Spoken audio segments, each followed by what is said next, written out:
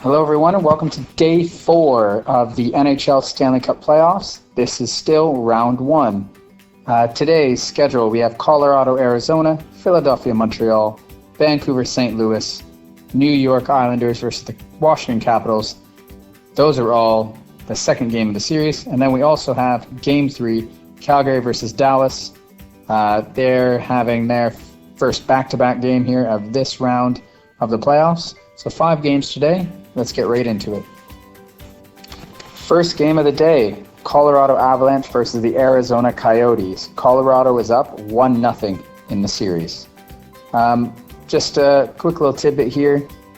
Darcy Kuemper, he faced under 30 shots this game. Surprising. And on the other hand, Grubauer faced over 30 shots. So this is a little bit of a change from game 1. Let's get right into it and see who wins the battle of the goaltenders. First period, 3 minutes in, 3:40 to be exact. Nathan MacKinnon picks up the puck inside the blue line. He just speeds, power strides, whatever you want to call it, around the defender, and it is just a quick snipe. It's just inside the post, just the glove hand side of Kuemper. What a beautiful shot by MacKinnon. That's his second of the playoffs. Assisted by Gabe Landeskog. Game 1, MacKinnon, I don't think he had a shot on net. I think this was the first shot on net for him here, and he scores. Great to see. Colorado's up 1-0. That spells trouble for Arizona. But Arizona does get on the board, and they get on the board at 16:49 of that same period, and it's Clayton Keller who's having a great playoffs. He gets his goal. It's 1-1 going into the second period. In the second period, 3:37 in, Tyson Jost is back in the lineup, and Tyson Jost is on the score sheet. So he's on the board. He scores a beautiful tip. So Compher gets the puck to Makar. Makar's at the point, and he fires it like a little wrist shot, snapshot on net from the blue line. It's going wide. Jost is screening Grubauer. He reaches his stick out. Beautiful tip. Grubauer went out to try to catch it. Oh, just a great tip. And it is 2-1 Colorado. A minute and a half later, it's Michael Grabner scoring his third of the playoffs. And basically, this just reminded me of NHL 20. Basically, Grabner gets the puck on the sideboards. He comes out, top of the circle, goes out, and he fires it top glove. So from the right side, he's a left-hand shooter over the glove. It works in NHL 20. Apparently it works in the NHL, so I guess we'll be seeing that again in NHL 21. Anyway, Grabner's playing great these playoffs as well, and it's 2-2 going into the third. And then in the third period, oh man, it sucks. There's, it's back and forth. Grubauer's playing good, Kuemper's playing good, and then just an unlucky bounce for Darcy Kuemper. Basically what happens is Burakovsky fires the puck over, and Nazem Kadri skates onto it. It hits off the board, skates onto it, takes a slap shot on net, doesn't even make it to Kuemper. It hits a player in front, bounces right to Burakovsky, and he buries it. He actually almost missed the net here. He hits like the inside of the post. He scores. It's 3-2 Colorado with under 3 minutes to go. Such a bad break for Arizona. They were playing a really, really good game. They outshot Colorado Avalanche in this game, and they were in it throughout. While I was watching, I honestly thought Arizona was going to take this game. But an unfortunate bounce for Arizona, a fortunate bounce for Colorado, and Colorado holds on for a 3-2 lead. And that gives Colorado a 2-0 lead in the series. This was a great game, but deflating for the Arizona Coyotes. I want to see them come out real strong in Game 3, because if not, this series could get away from them. Next game we're going to talk about here is Montreal-Philly, Game 2. Philadelphia, again the hottest team in the NHL, both before break and after. This is Game 2. Philadelphia's up 1-0 in the series. And, wow. Montreal, well done. Carey Price, well done. Carter Hart, left out to dry a bit there, bud. Sorry about it. Montreal just exploited Philadelphia. Philadelphia looked disinterested all game. They had a few chances here and there, but few chances to beat Carey Price. Good luck. But defensively and in their own zone, just disinterested. And Montreal capitalized. Let's get into this absolute shellacking by the Montreal Canadiens. Here we go. A minute into the game, Thomas Tatar gets on the board. So he gets his first of the playoffs. Montreal needs him to get going. He gets on the board from Gallagher and Suzuki. Gallagher, hard work, down low, bringing it to the front of the net, getting it over to Tatar, and it's 1-0. 11 minutes after that, Kotkaniemi scores again these playoffs. He gets his third from Drouin and Domi. He's able to slide one in there. If I can remember if it's this one, or spoiler alert, his other one. Carter Hart loses his stick. I think this is the play where Carter Hart loses his stick, basically. And he makes a couple nice saves, but he's stickless. And Kotkaniemi is the one who gets the puck. And he kind of fans on it, but it squeaks through the legs. If Carter Hart had a stick, he probably would have had that there. Sneaks in, but Philadelphia they were there. They were present in front of the net, but they weren't doing anything. They weren't taking any men. Montreal's up 2-0 going into the second. Again, a minute into the second period, Montreal's on the power play, and Tatar absolutely snipes on Hart. If you watch the replay, Hart is so screened, and that shot is perfect. All Hart could do really is just throw his glove out there into the space. What a good shot. Tatar basically just came in, got the puck, came into the top of the circle. Beautiful shot, beautiful goal. He's got going, and it's 3-0 Montreal. Then, with around 2 minutes left in the second period, it's Joel Armia. He picks up the puck from the sideboards. He's down low in the Philadelphia zone, and I think it's Evans maybe, or another Montreal Canadiens. Anyway, there's two guys in front of the net, one closer and one driving in the far side. So Armia fires the puck across. Gostisbehere is basically there, and he's screwed. And what happens? It actually hits off his skate and goes 5-hole on Hart. Not a great goal. Not much Hart could do, and really Ghost, he was left it to dry there. He had to get into the passing lane. Unfortunately, it hit his skate. Anyway, Montreal's up 4-0 against Philadelphia going into the third. Montreal up 4-0, and you have Carey Price. I think we can call that a game. And just to make matters worse for Philadelphia, Kotkaniemi gets his fourth of the playoffs. That's great to see. Hopefully this is like what he needs to take that next step, because he did have a rough sophomore year. Anyway, he scores on the power play at around the 10-minute mark, and it's 5-0 Montreal. And that's how the game ends. Montreal Canadiens tie up the series 1-1 with a massive 5-0 win. Carey Price saves all 30 shots. And there you have it. If Philadelphia isn't present for the game, they could get upset by Montreal. Montreal just proved. They proved it here. They can score when given the opportunity. 1-1. I loved this game. It was great to see. I think Philadelphia will come out strong, come out crashing and banging to begin Game 3. There it is. Series now. 1-1. Okay, Game 3 of Day 4. We have the Vancouver Canucks versus the St. Louis Blues. The Canucks have a series lead of 1-0. Let's get right into the game. 7:23 into the game, and maybe we should just call it the Bo Horvat show. He gets his fifth of the playoffs from Tanev, but let's just say it was all Bo Horvat here. Tanev gives him the puck in his own zone, and Horvat goes up the ice. Skates around one player. Now it's 1-on-1, or it's like Bo Horvat versus 2D, and it's like a toe drag into a backhand toe drag around the defender, then puts it over the pad, blocker side, on Binnington. Wow. So if Carey Price has made the save of the playoffs, Bo Horvat just scored the goal of the playoffs. Unbelievable individual effort.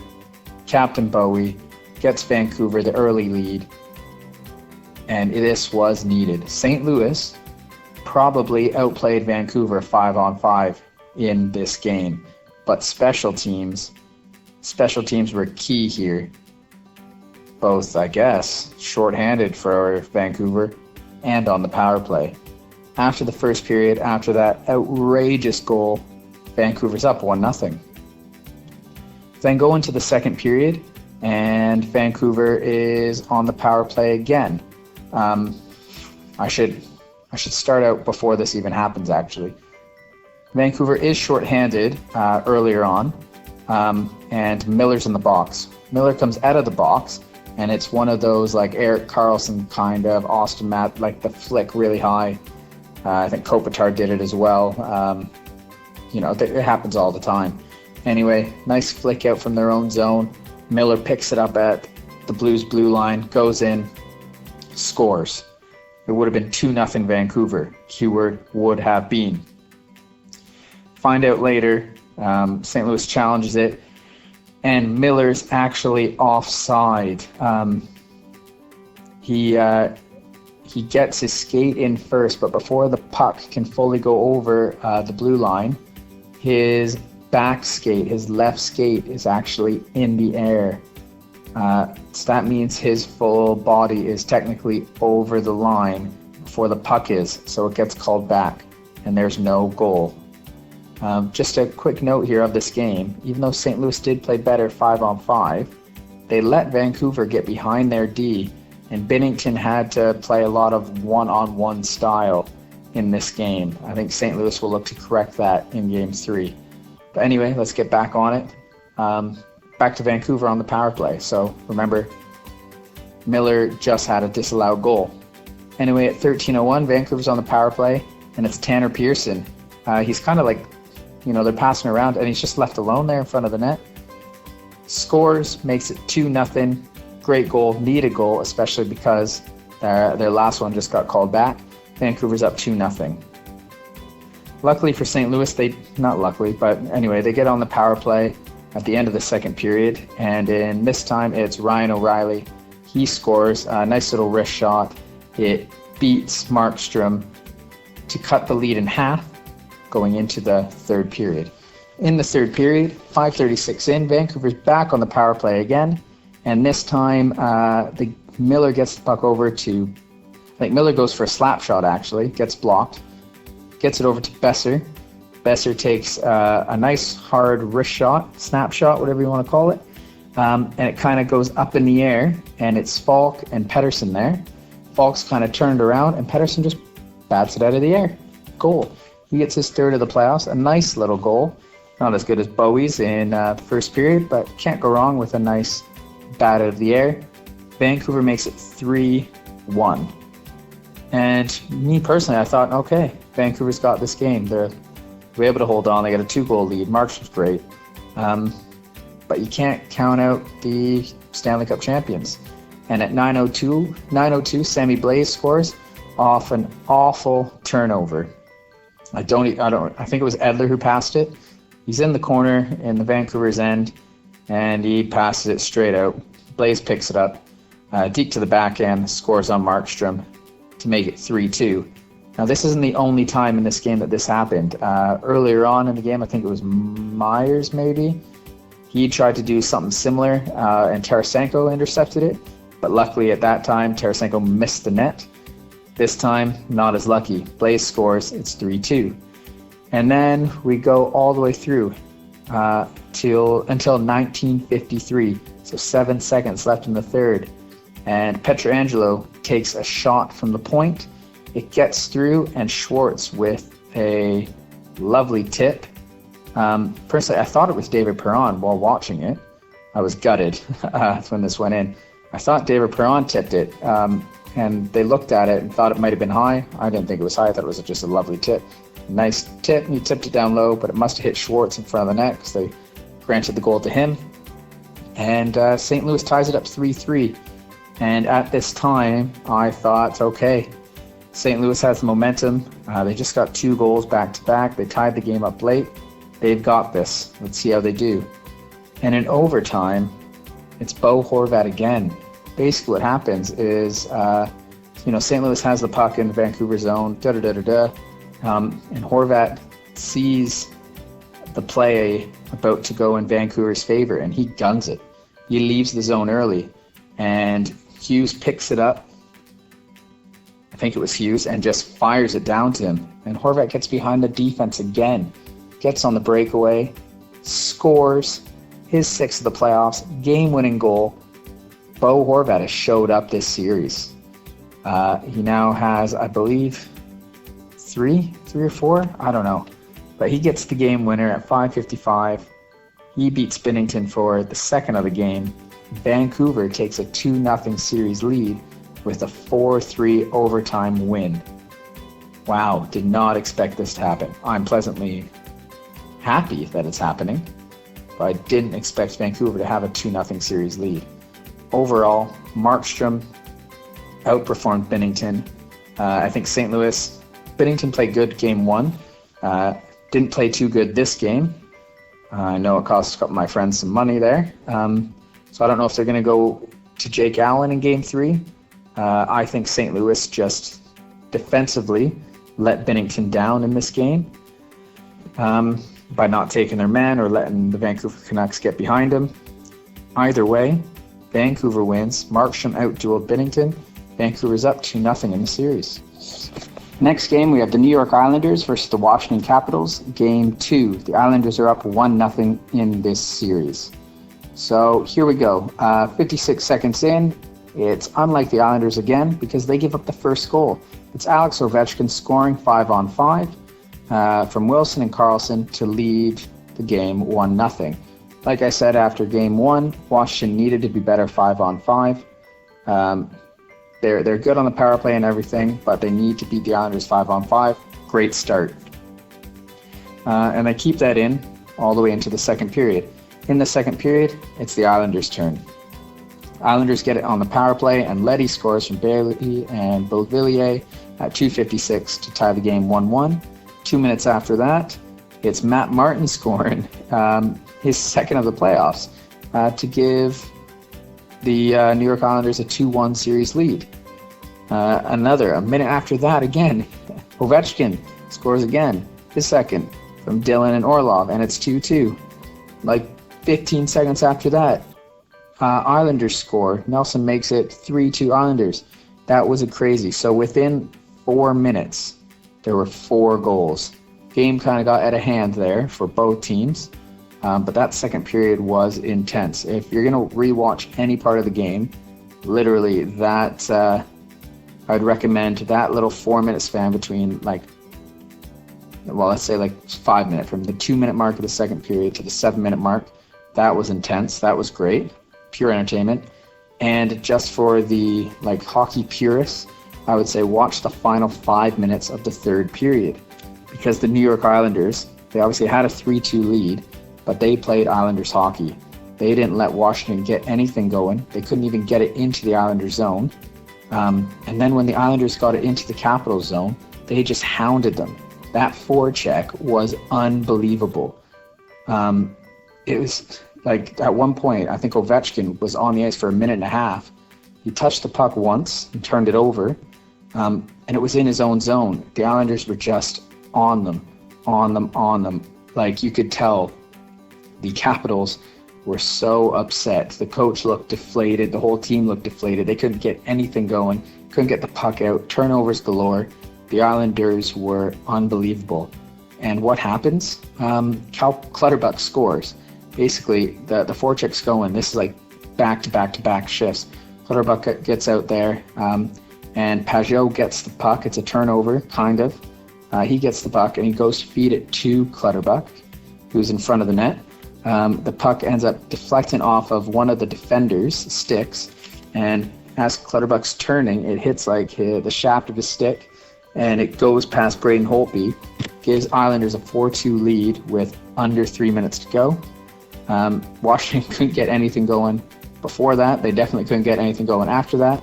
And then Anders Lee scores an empty netter to make it 5-2.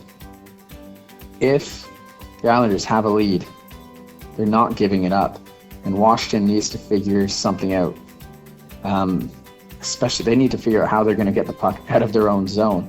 The Islanders just showed that they could, their forecheck, they can disrupt Washington's smooth exits and everything like that.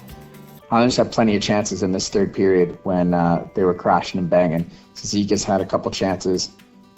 Just well done. I think Washington's in trouble. New York Islanders take this game 5-2, and they're up 2-0 in the series. Okay, last game of the night is a back-to-back. We have the Dallas Stars versus the Calgary Flames. The series is tied 1-1. For this game, I was only able to catch the first period. So let's just get right into it, and we'll just go over the results, basically. From the first period that I watched, I liked Dallas. I liked how Dallas played. Thought they were really good, but they aren't able to score any goals, and it was 0-0 going in the first. For second and third period, I just caught the highlights. And basically, Dallas gets a power play, and they screwed it up. And Corey Perry, I think he's trying to battle Michael Backlund. Backlund beats him, and he ends up scoring. Shorthanded goal, his third of the playoffs, and it's 1-0 Calgary. Again, remember, I didn't watch this game. We're just going to go over it. So it's 1-0 Calgary going into the third period. And in the third period, it's Calgary who strikes again. At 10:36, Brody gets a goal to give Calgary a 2-0 lead, and Calgary holds on for that 2-0 lead. Key notes from the game: Bishop's out, Goudobin's back in. He played well. Goudobin did. Can't really fault him. He let in 2 goals. The first one was a shorthanded goal. I guess you want him to make that save, but that happens. I think it was a misplay by the Dallas Stars. And Cam Talbot, he had a great bounce-back game. He made 35 saves. Like I said, Dallas in the first period, I really liked how they played. I like how they played all game, really. They just couldn't beat Talbot. He had a great bounce-back game after that rough game 2 with a couple squeakers in there that he'd like to have back. Looks like he bounced back great. Calgary takes a 2-1 series lead after a 2-0 win. And there you have it. That's day 4. What a day. You had Talbot bouncing back. You had the Islanders stymieing the Washington Capitals. What else do we have? We have Bo Horvat and the Vancouver Canucks surprising St. Louis Blues. You had Montreal absolutely giving Philadelphia a shellacking. And then you had the unlucky bounce for the Arizona Coyotes and the lucky bounce for the Colorado Avalanche. As we go into day 5, we're going to see game 3, Boston, Carolina. A back-to-back for Colorado, Arizona, so they're playing game 3. Tampa Bay and Columbus are back at it again. And then the Golden Knights versus the Blackhawks in game 3. Day 5 is going to be exciting. See you tomorrow. Don't forget to like, comment, and subscribe. Thanks for watching.